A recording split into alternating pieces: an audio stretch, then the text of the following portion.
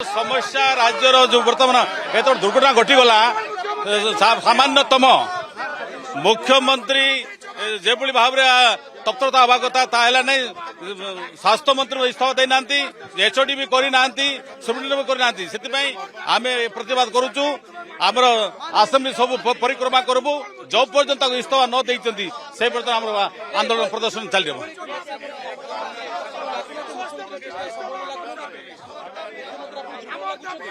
मुख्यमंत्री टोटाली दुर्बल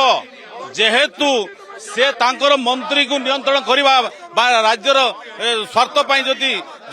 13 जन मृत्यु हो गला नैतिक दृष्टि जो इस्तीफा देवे ना ताले निश्चित मुख्यमंत्री दुर्बल बोली धरा वर्तमान जदि मुख्यमंत्री प्रभावशाली हो ना जब स्वास्थ्य मंत्री कर स्वास्थ्य मंत्री मुख्यमंत्री अधिक प्रभावशाली धरा